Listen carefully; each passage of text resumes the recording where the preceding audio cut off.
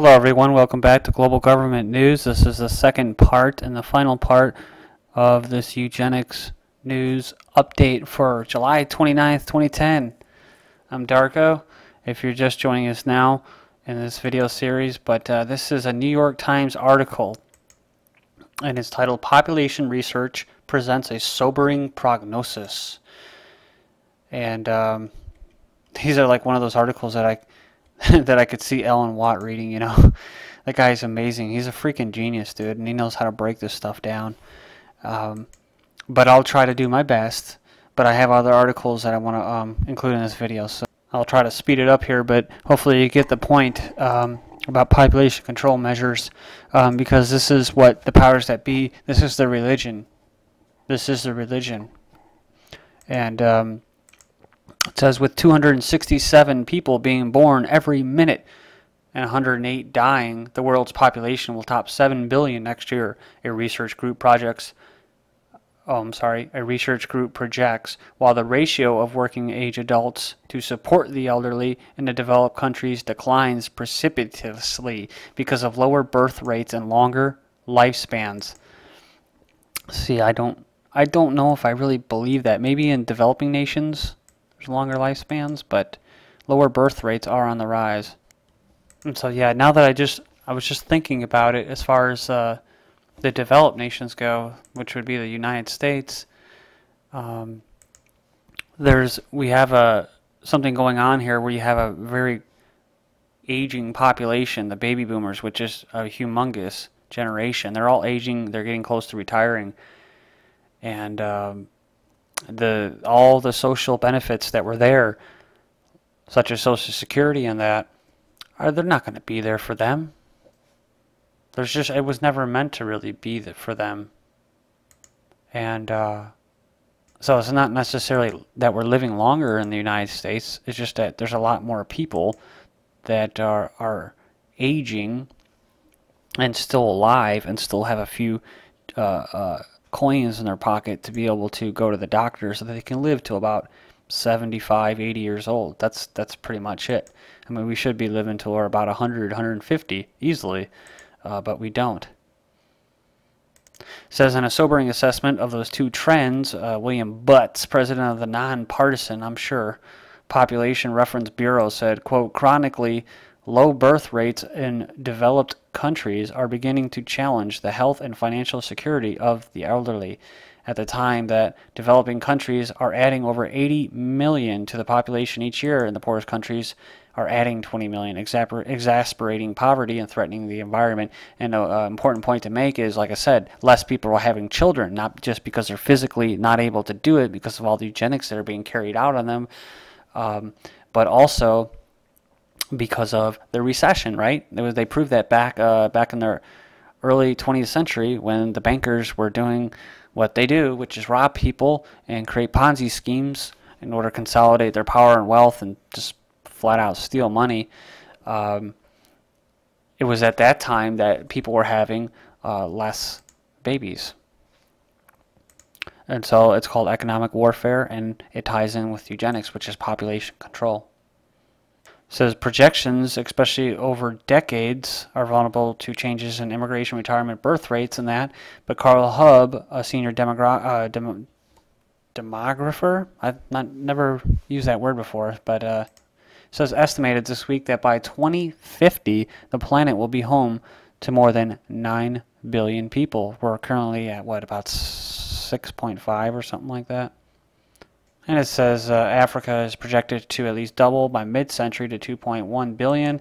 Asia will add another 1.3 billion. And, of course, they have eugenics operations going on over there, too. You have one-child policies.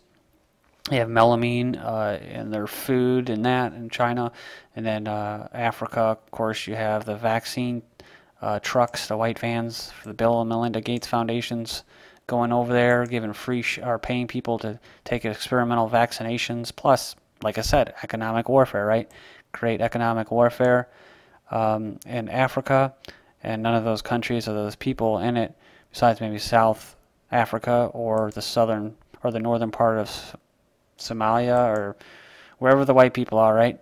or Egypt maybe, if they're pro-West. Unless you're one of those countries, you're going to have a hard time economically, so socially, and then they'll come in with their vaccines to help you. And so economic warfare, again, can be used as eugenics. It says, of course, they project the U.S., Australia, Canada, and New Zealand will continue to grow because of higher birth rates and immigration. Europe, Japan, and South Korea will shrink. It says in parentheses, although the recession reduced birth rates in the U.S. and Spain and slowed rising birth rates in Russia and Norway. And so they're trying to stress here that you got an aging population, a growing, or a big group of an aging population, and it's twice as big as the population that is younger, right, is working, and will continue to work and pay into this system. And so they try to propose these things like raising the age limit for retirement, of course, right? You work more for less, and then you work longer for less. It says, and then it says here, while the bulge in younger people, if they are educated, which most aren't, they're usually not skilled, presents a potential economic, quote, demographic divide for countries like Bangladesh and Brazil. The shrinking proportion of working age people elsewhere may place a strain on governments and prompt them to raise retirement ages and to encourage alternative job opportunities for older workers. Even in the U.S., the proportion of the GDP spent on Social Security and Medicare is projected to rise 14% in 2050 from 8.4% this year. And of course, that's because they're unhealthy, because they don't have enough money to spend on good health care or healthy food, right? So we're a very sick population, and our standards of living are dropping. It says the Population Reference Bureau said that by 2050, Russia and Japan would be bumped from the 10 most populous countries by Ethiopia and the Democratic Republic of Congo. And this is my little theory that I wanted to throw out there, and that is that when times are tough, like in Africa, where you're constantly trying to survive, when you're in an environment where it's hard to survive, you're going to procreate in order to maintain your species. So when times are bad and there's a recession, yeah, we just say birth rates fall and all that, but but as a whiplash effect, people will actually start to have more babies when they're in poverty or on welfare. But it's people that are in Scandinavian countries and countries like that where standards of living technically have been a little bit better. There's more people that are more educated or tend to have less children. So if you just let people's standard of living increase, you give them freedom, you let them keep their money that they earn, and so that they can spend it on being educated and have some skills and be productive.